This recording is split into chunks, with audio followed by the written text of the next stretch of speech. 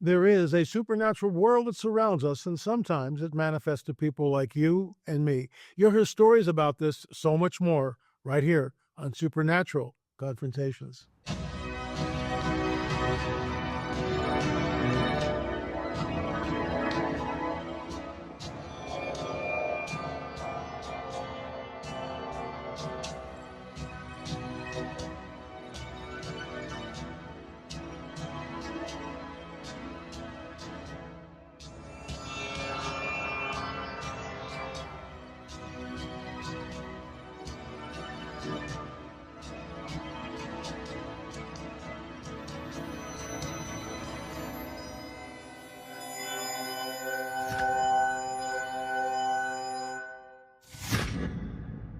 I am your intrepid host. Thanks for tuning in to Supernatural Confrontations. As always, we have a wonderful guest who's being bold and courageous enough to come on the record. If you have a story that you'd like to share, and if you're bold and courageous enough, shoot us an email, supernatural@lamarzulli.net, supernatural@lamarzulli.net. In the meantime, before we get to our guests, here's a word from our trusted sponsor. A recent study found nearly half of patients following popular weight loss trends quit within a year. They often use lower than prescribed doses and ultimately lost less weight than they were led to believe. This is why I am beginning to use this new product. And folks, the results are pretty promising. It is designed to naturally support my body's own GLP-1 production and boost levels by over 50% without drugs, prescriptions, or needles. It promotes feelings of fullness, reduces cravings, reduces my hunger hormones, help me to lose fat instead of muscle, and supports healthy blood sugar levels. Folks, summer is here. It's time to get that beach body ready. Grab yourself a bottle of GLP-1 now to save up to 44% only at http://trim with la.com. Plus, you'll also get 2 free ebooks titled The 3-Week Diet and 53 fat-burning smoothies and milkshakes. Once again, this offer is only available at http://trim with la.com. Trimwithla.com. Folks, check it out. So I'm here with Heidi, and she's had an encounter, and as usual, I'm not going to get in the way with a long introduction. So Heidi, thanks so much for coming on the record. We appreciate it. Well, thank you for having me. I hadn't talked to very many people about this. Obviously, my close family, and I've been watching you for a couple years, and I thought, Thank you. I'll send you an email to kind of let you know what happened and kind of get your feedback on it. I've never experienced anything like it before and never experienced anything since. Although I do have to say that I have had a lot of really interesting, detailed dreams throughout my life.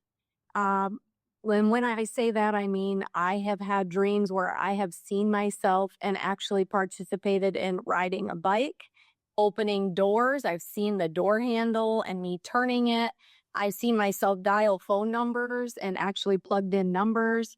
And I've actually seen a complete solar eclipse in one of my dreams, which was amazing.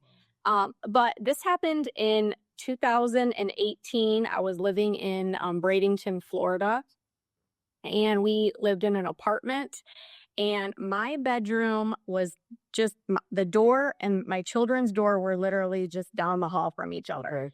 So I could lay in my bed and I could look down and see perfectly down into my son's bedrooms. So my husband was traveling and I was home with the kids, and I woke up. I honestly can't tell you what time it was. It was very early in the morning. Mm-hmm. There was daylight coming through. I could see the light from my son's bedroom, but something woke me up. I remember feeling very cold, and I just happened to look down the hall, straight shot to the kids' room, and I saw my kids laugh at me and my husband laughs at me, but it was a tin soldier over my son's doorway. His legs were so long that it literally straddled over the doorway. Wow.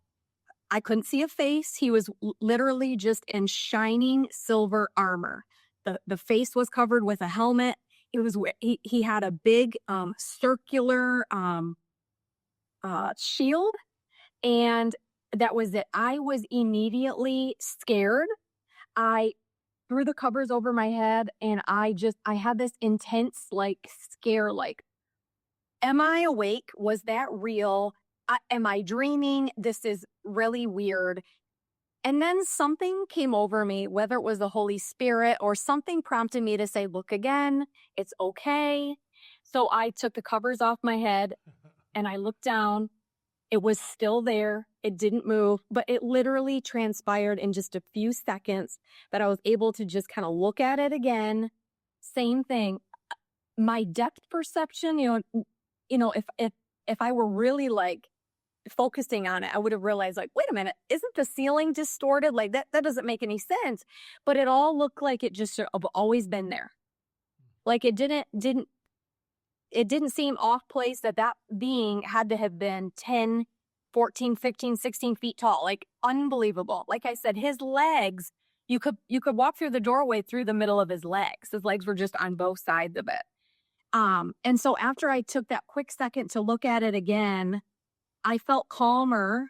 And then I kind of closed my eyes. And again, I feel like I was like, okay, Heidi, is this for real? Like I must have like squeezed my arm or just kind of like blinked my eyes a few times. Like, okay, no, I'm awake. I am awake. And I lifted the covers up again and it was gone. So I woke the kids up later that morning. And if I could guess, I would guess it'd probably be like 5 a.m. or so. I woke the kids up later and I told them about it. I was so shooken up about it, but so excited, like, wow. And of course, my boys were like 5 and 10 at the time. And they're like, wow, Mom, it was our guardian angel. Right, exactly. Like it had to be. Yeah, it's exactly what it was. Yeah. Wow. And anyways, nothing like that has ever happened. I'm a born again Christian. So, I know that, demons can't, harm me or anything like that. And like I said, I was initially frightened, and then something just came over me to say, look again, look again. Anyways, it was incredible. I've told a few close family members, of course, they all think I'm, crazy, but. No, you're not crazy. And you had a supernatural confrontation, a supernatural encounter. Let me probe a little bit. So Okay. The armor was shining. You saw the shield. Was there any writing on the shield? No, I didn't notice any writing. Just incredibly bright silver. I mean, very shiny, like brand new, sparkling. Like, I mean, it certainly wasn't worn or anything Right. like that. Did you see a hand or anything like that at all? Mm-mm. Nothing. I don't remember seeing any skin. So the legs were clothed or sheathed in this armor. Is that a fair statement? Yeah. Yeah. Was there a sword? Now that you say that, possibly on the side of his leg, maybe. Like, I was very much paying attention to that shield that he was holding. He's holding it up like this. And like I said, the door is almost like this, the doorway. And so his legs came down. You could have walked through the doorway, and then his body, of course, was at the top. But they're very well made. Now that you say that, may have been a sword kind of down on his side, not on his leg. Did you see his torso and his face? You did see that. Yeah. So Yeah. What you're looking at is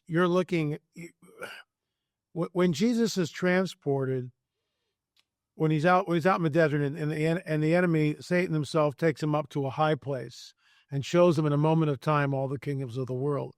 That's hyperdimensionality.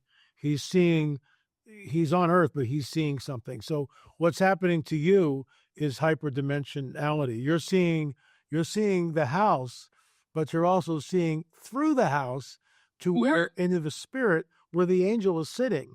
So you're like getting both. This is really, which is really amazing. That's incredible. So when you're looking at him, you didn't see a face. Was there armor in front of the face? So he was completely in armor. Yeah, he was completely in armor, like a silver helmet. And I can't quite remember like what all, like the helmet, the top part of the helmet, but it was a full face helmet. Like, again, I couldn't see any skin, but very, like I said, very shiny, like just beautiful. Clearly not like old metal, like you'd be in a museum or something, like just flashy silver. Okay, so you had the thought, look again, and you did. Was the first time you saw it, did you get any impressions?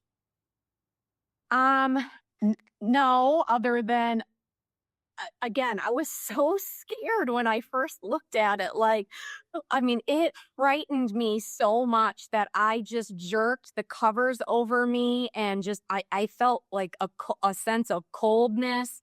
I was probably in a quick sweat. And it was just a few seconds, like I clearly felt and heard, just look again, look again. And then I took it off and it looked the same. It hadn't moved. It was in the same um, area. It hadn't moved at all. So when you hear look again, is that an audible voice or is it just like a mental telepathic? I think it was audible. I think it was. Oh. I just love these stories. I really do. They're like bedtime stories for me. Okay, so you hear an audible voice, look again, look again. Was it a male or female voice? I'm certain it was a male voice. Okay. Was it deep and like this? No. How did it sound? It just a calm, just a calm monotone kind of look again, look again. Just and again, it just made me feel like, okay, like that scaredness and that frightenness went away, and I was just able to just look again. When Daniel sees the angel and he does a face plant, because that's what it says. It's like, I saw the angel and I fell on my face. Well, in modern day vernacular, Daniel, you just did a face plant. So the angel's like, it happened again. Sorry about that. And he goes over and he picks him up and he's speaking into Daniel's life. He's like speaking over him. And so that's, I believe, is what happened to you telepathically. The angel is saying, look again, it's okay. Wow. He's reassuring you, like, it's okay. Sorry, I freaked you out, but it's okay. And, you got to see something like that, which is, and you're right. When we encounter anything like that, I mean, it's intense. My gosh. Yeah. Yeah. We're not used to that. Wow. Like, okay, what did I do to deserve that? Exactly. Well, that's incredible. All of us. So how did it leave the scene? So now you're looking at it for like 1, 2, 3, 4, how many seconds? And then how does it leave?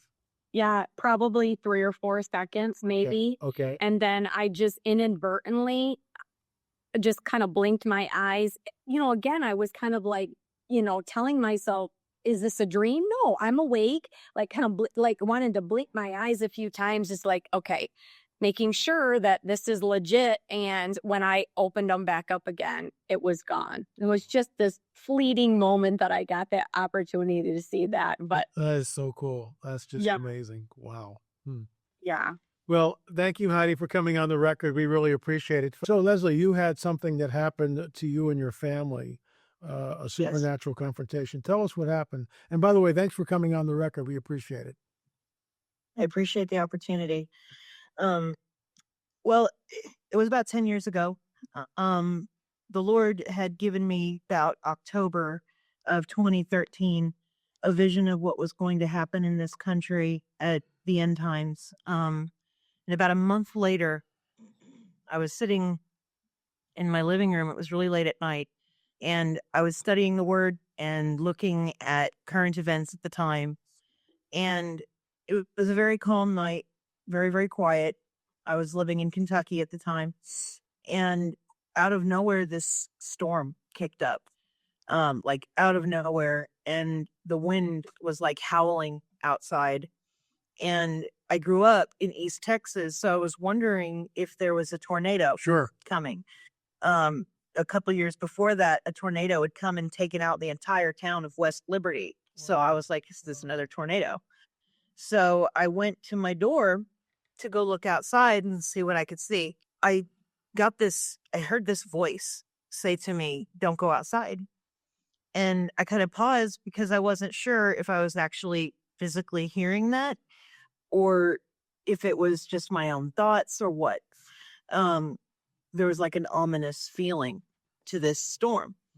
Then I heard right on the heels of that, don't show any fear. You've got nothing to fear. You're a child of the Most High God. Show no fear. Wow. And I was like, well, that's true. That's true, you know?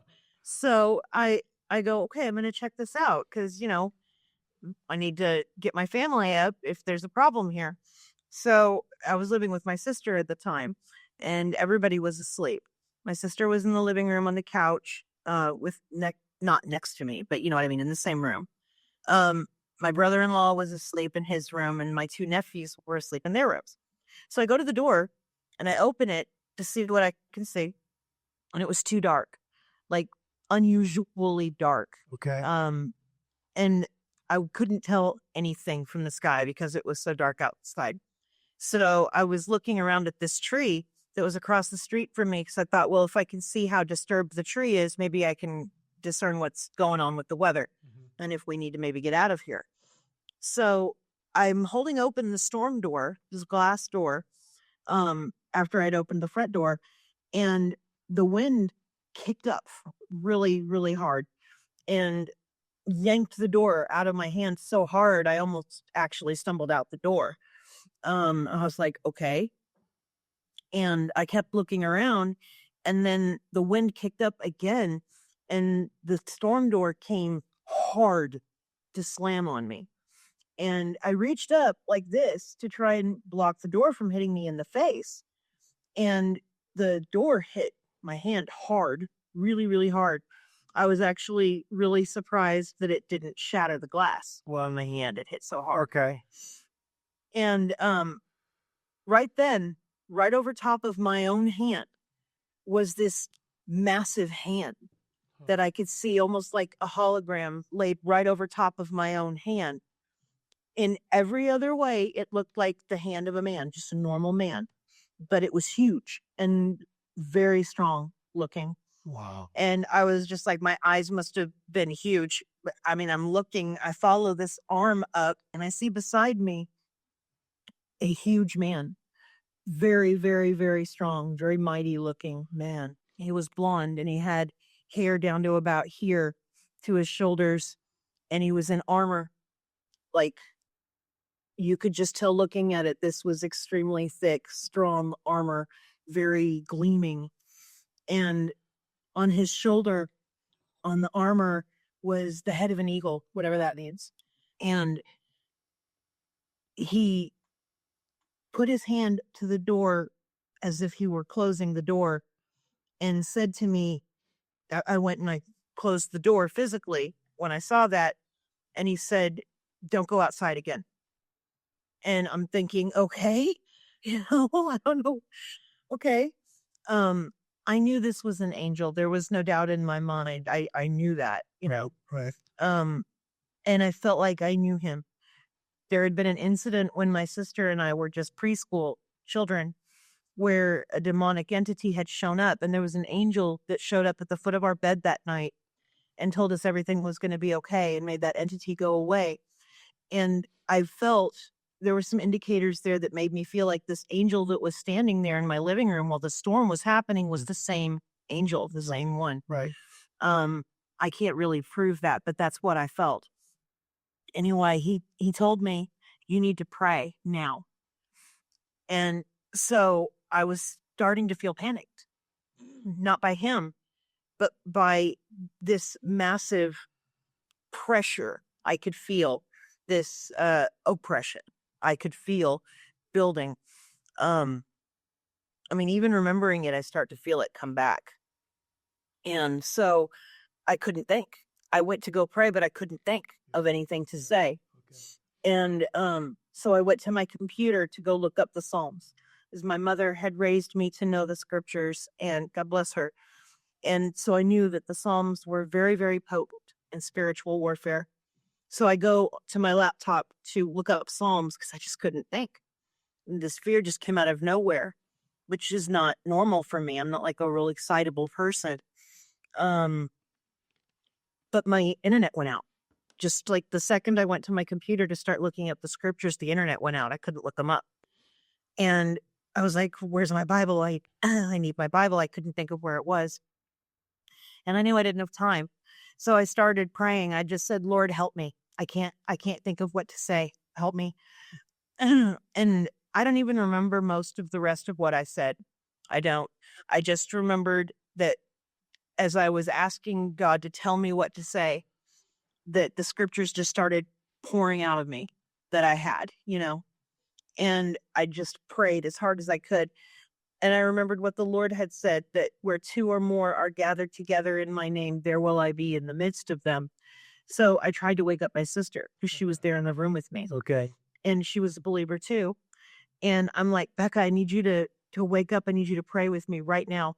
But she couldn't wake up. She kept trying. I could see her trying. She would stir, but then she would conk right back out. I've heard you talk sometimes about people in certain encounters getting switched off. I think that's what happened to her. I think she got switched off. Okay. But I just kept praying, and the oppression I could see in my mind, my eyes were squeezed shut. I was so terrified, and I was just praying with everything I had. And I could start to see in my mind what was going on outside of my home. And I could see these shadowy demons, like dozens of them, crawling all over the outside of my home, just pounding on the walls, the windows, the roof, everything, trying to get in and trying specifically to get at me. And it was so intense, so terrifying. I was actually physically ducking from the blows that I could, in my mind, whatever, see trying to get at me through the walls. And I was just praying harder and harder. The only thing I clearly remember myself saying while I was praying was from the Psalms, Lord, come speedily to my aid. I needed Jesus right then. And he did show up. He showed up because also in my mind's eye, I could see the sky, the night sky, and it was dark, and I could see the clouds begin to part, just these rolling clouds begin to part, and the moon I could see behind the clouds. And then the clouds became circular. They just kind of expanded like this and got circular, and they turned into rings, concentric rings, kind of like a telescope. One ring would turn to the right and the other to the left, all the way back, just layers and layers of it. And as this widened and deepened, these concentric rings of clouds that were spinning, angels started pouring through. And they were all armored like the angels standing in my living room. I couldn't see him anymore, but I could feel he was there. And I knew he was the reason those demons were not getting through to get at me. And I just kept praying. And I also saw that the demons outside of the house that were pounding on the walls looked up when the angels started coming down. And they went and leapt off of my house to go fight with them in the air. And I didn't see anything else after that point. But what I do know is this: at that exact moment, everything stopped. Everything stopped. It stopped at least as suddenly as it had started. The house was no longer rocking on its foundations anymore. I mean, we were living in a trailer. I'm not trying to say we were living in, like concrete anything. We weren't. But it was in a trailer, but it was rocking violently to and fro this whole time that this was going on.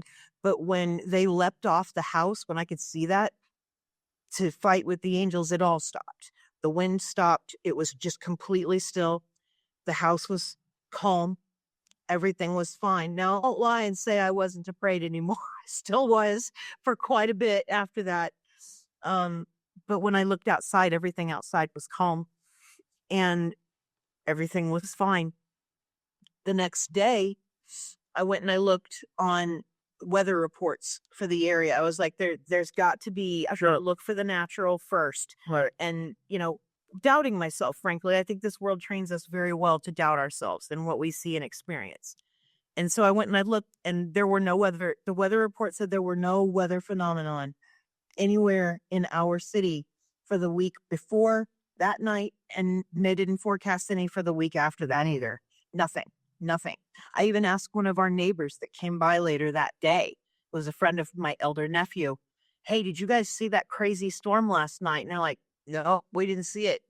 And that comes out later as something else going on with them. But my point is, when my family was in great distress, the Lord showed up.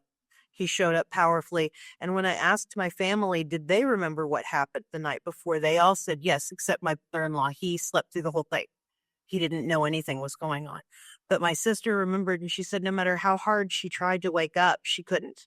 And my nephews said they were awake, that the shaking of the house woke them, but they were so afraid they just hid under the blankets. And when it stopped, they went back to sleep and everything was fine.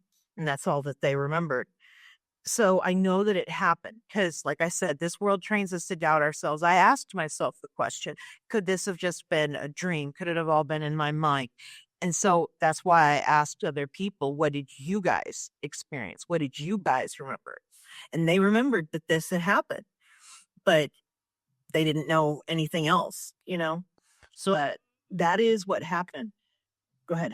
So yeah, let me jump in here. So a couple of things. This thing comes from nowhere. You're told don't go outside, but you disobey and you go outside, and that's where the door thing happens. And I've heard this before. Angels in shining armor. I spoke to a woman a while back, fairly recently actually. Same thing. The angel was huge, and the armor, all shining. Interesting that you see the eagle. On the shoulder. That's really an interesting detail. Now, when you're seeing this, are you seeing this with your natural eye, or is this an impression in your mind? I think there may have been a kind of overlap there, at least at first. Like when I saw his hand over my hand, Right. I really believe that was physical eyes seeing that to let me be able to discern, because I clearly wasn't discerning well enough. And for me, that was one of the biggest takeaways I had from this experience is, believer, be careful. Be careful, because no matter how strong your faith is, the enemy will try to weaponize that against you if he can. He'll try to confuse you because that second voice said the right thing, but it did it to deceive me. It did it to lure me out of a safe zone to get to me. For some reason, I believe the Lord sets boundaries that, this far, no further, that the enemy cannot cross. And for whatever his reasons, the Lord be praised, I think he put a boundary there that those demons could not come into my home. But if I crossed that threshold, all bets were off. I think maybe that's why the angel tried to warn me from going outside. Let me ask you this. Why the target? Why you as a target? What was going on in your life? Were the nephews dabbling in any type of witchcraft, Ouija boards? I hope not. Stuff? It's possible. There are things I found out later that were going on with my brother-in-law that I didn't know about at the time. I didn't actually learn about that for years. Are you at liberty to talk about that? Or because if it's going to be, not really, no, but there were some open doors there for sure. Okay. I've asked myself many times, why? What? Because that's not normal. Let's just. No, it's not. That's not normal. No, none of this is normal. And it's never happened before or since. No. Okay. Not like that. Not like that. Not like that. And this is the encounters in my life. This is centrally located over the trailer. Now, yes. How close is your nearest neighbor to where you are? Oh, very close. Maybe a car could fit between them. Okay. Maybe a car. Did they experience really anything? Close. Did they experience? Did the neighbors next to the trailer experience anything? That's a great question. I never thought to ask, to be honest, because we're very much keep to ourselves people. So we weren't really friendly with our neighbors. Okay. So it just never crossed my mind. Okay. So this thing happens and you call out to the Lord, and all of a sudden, when you see the concentric rings, I'm assuming that's like a vision in your mind, correct? Oh, very vivid. I can still see it in my mind right now. I'll never forget any of it. Okay. So let me just run something by you real quick. When we read the book of Job, this is the type of stuff we read in Job.